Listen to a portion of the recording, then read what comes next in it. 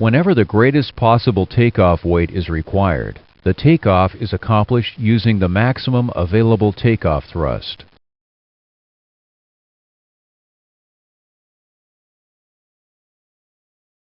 The greatest possible takeoff weight would be needed typically on long-range flights carrying large payloads.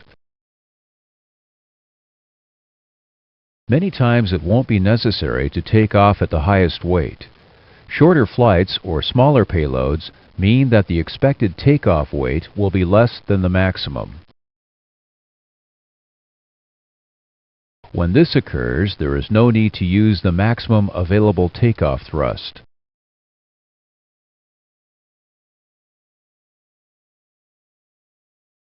The decision may be made to take off at a reduced takeoff thrust.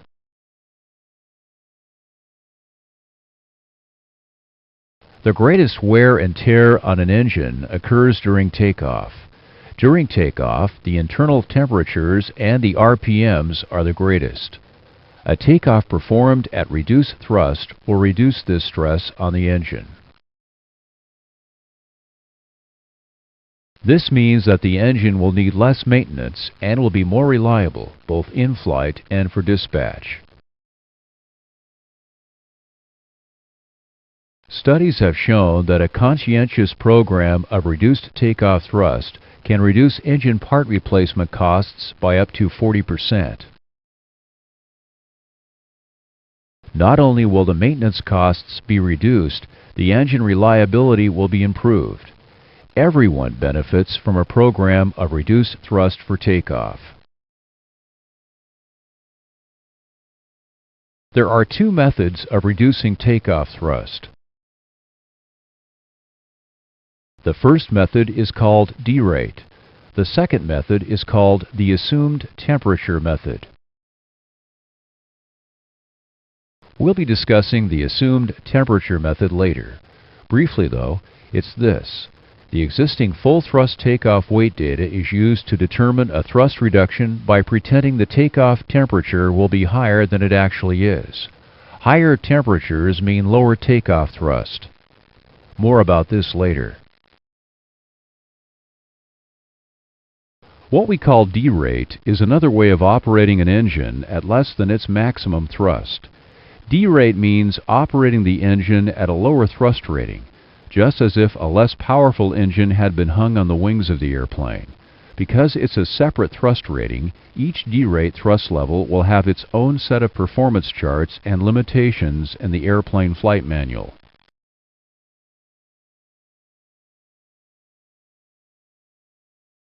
When operating at a derate thrust level, that thrust level is now considered to be a new maximum and may not be exceeded.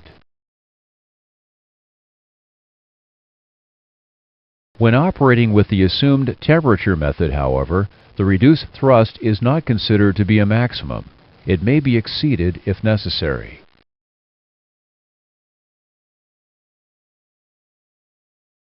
Using either method for takeoff thrust reduction means that the airplane will be operating at or closer to the FAR performance limitations.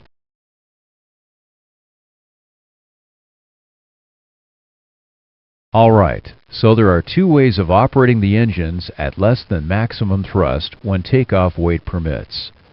Let's first talk about operation with derates.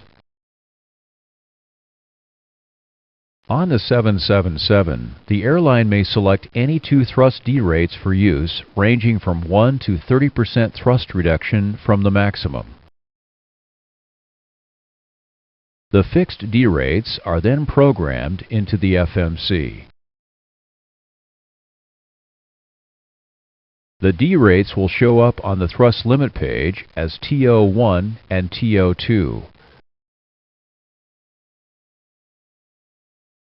Performance data at the derated takeoff thrust must be supplied in order to safely use this feature. This data can come either from dispatch or from a runway analysis.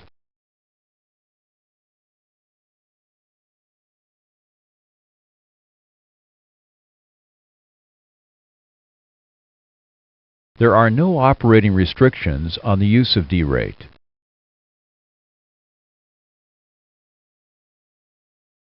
D-rates may be used at any time under any circumstances, provided of course that the expected takeoff weight is low enough to allow the use of that lower thrust rating.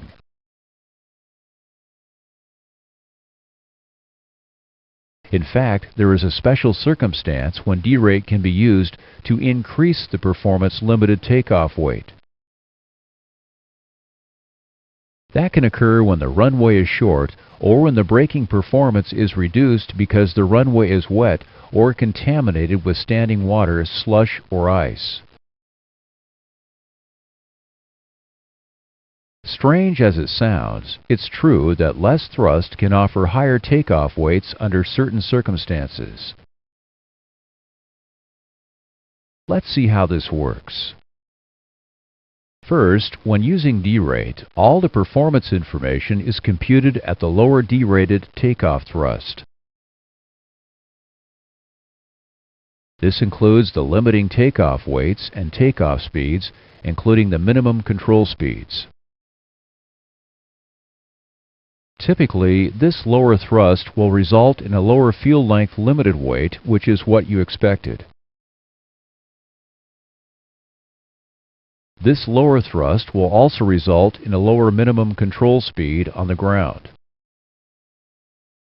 This is because D-rate thrust is less than maximum thrust, so there's less thrust asymmetry, and therefore the rudder can offset this lower asymmetry at a lower airspeed.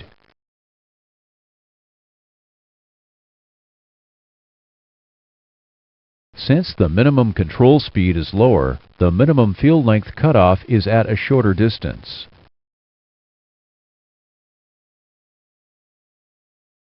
As you can see from the chart, this can result in a higher takeoff weight when using D-rate. Practically speaking, this advantage of using D-rate only comes into being when the runway is wet, contaminated, or very, very short. Now let's take a look at how the assumed temperature method works. You know that increasing takeoff temperatures mean decreasing the allowable takeoff weights. Or you might say that decreasing takeoff weights means higher allowable takeoff temperatures. That's really the same thing, isn't it? Suppose that today's takeoff weight would give us the takeoff performance shown here at today's expected takeoff temperature of 20 degrees Celsius. If the temperature were hotter, say 30 degrees Celsius, the takeoff performance would be less. And at some temperature, for example 46 degrees Celsius, the takeoff performance would just meet the minimum requirements.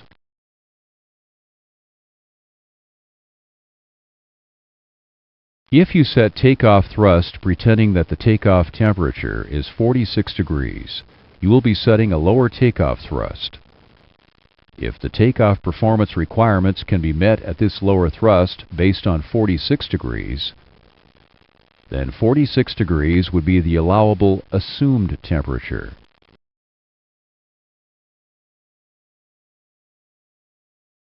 The assumed temperature is the maximum temperature which will allow the takeoff performance at the expected takeoff weight to meet all of the takeoff performance requirements such as takeoff distance, climb gradient, obstacle clearance, and so on.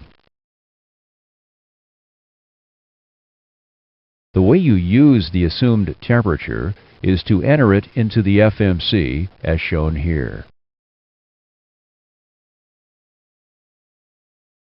The FMC will then calculate the correct thrust setting parameter for the given conditions.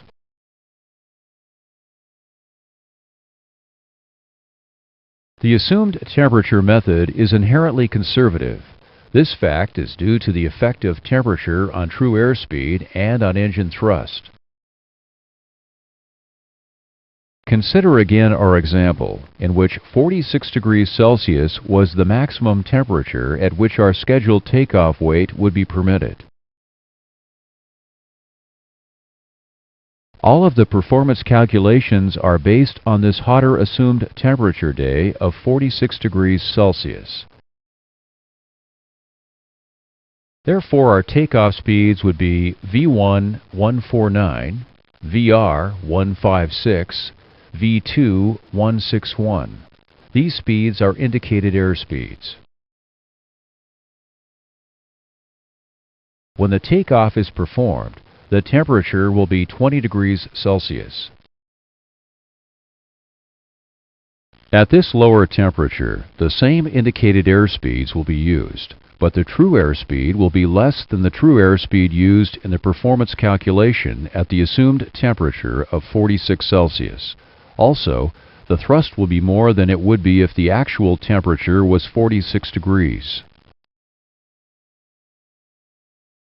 Because of this relationship between indicated airspeed and true airspeed, plus the extra thrust, the distance required to execute the performance limited field length maneuvers would be less. This extra runway is available in the event of an emergency stop or a continued takeoff after an engine failure. The climb performance is essentially unaffected by the assumed temperature.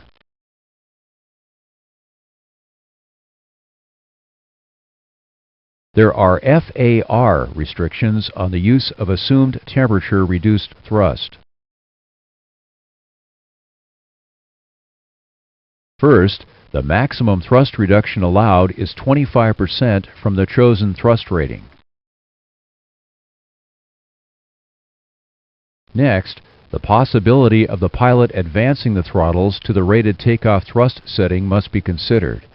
This is because the thrust setting parameter is not considered a limit when using the assumed temperature method of thrust reduction. Because of this possibility of the pilot advancing the throttle, the minimum control speeds must be calculated at the normal thrust setting for the actual OAT.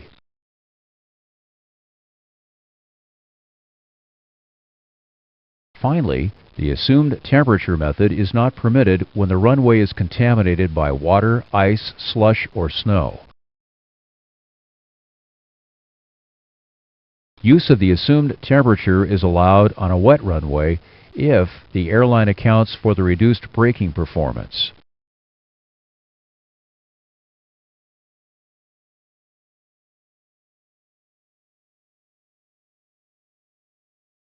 The assumed temperature is runway dependent and can be obtained from two primary data sources. The first source is from dispatch.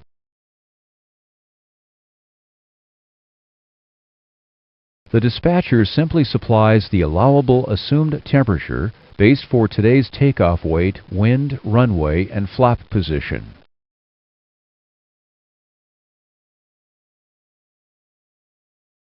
The second source for the assumed temperature is from a runway analysis. Displayed is a sample runway analysis for Home Field Airport, runway 16 right, takeoff flap 5. The planned takeoff weight is 224,500 kilograms. The actual temperature is 20 degrees Celsius. From the runway analysis, we can see the performance-limited takeoff weight is 245,300 kilograms for this temperature at zero wind. The actual takeoff weight is less than the performance-limited takeoff weight, therefore reduced takeoff thrust can be used. To determine the assumed temperature, move up the climb limited and runway limited columns until the weight which equals or exceeds the actual takeoff weight is located. Note the temperatures which go with the identified weights. The lower temperature is the maximum assumed temperature allowed. Now, let's assume you have been ordered to take off on the reciprocal runway. Will the assumed temperature be the same? Let's find out.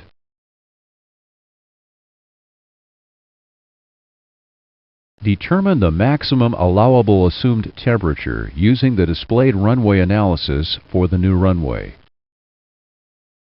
The slider provided will move the reference line up and down to make it easier to read the chart.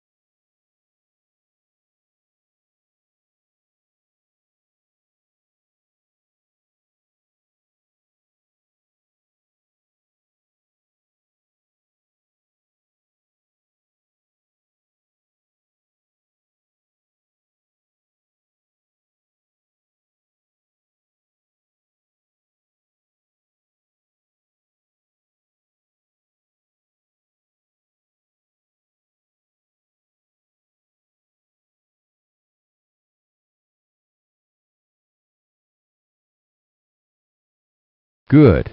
This assumed temperature would then be entered into the FMC. Notice that the assumed temperature was reduced by 4 degrees with this runway change. This was due to the fact that the obstacles are more limiting on runway 34 left. Remember, the allowable assumed temperature is dependent on the airport, runway, flap position, and wind.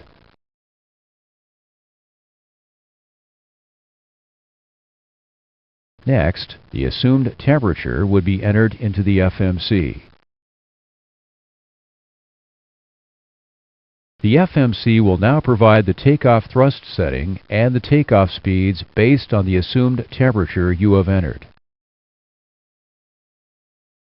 The FMC will limit the assumed temperature to a value that will result in a 25% thrust reduction.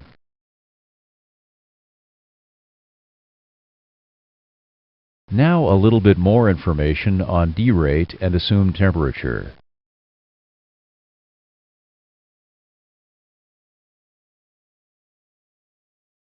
Yes, you can use assumed temperature with the D-rate.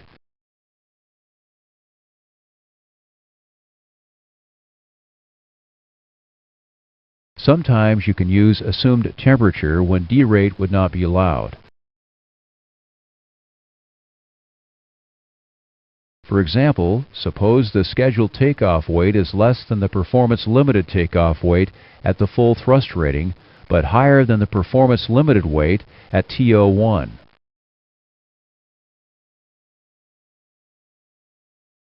In this case, D-rate would not be allowed, but the assumed temperature method would be used to achieve a small thrust reduction.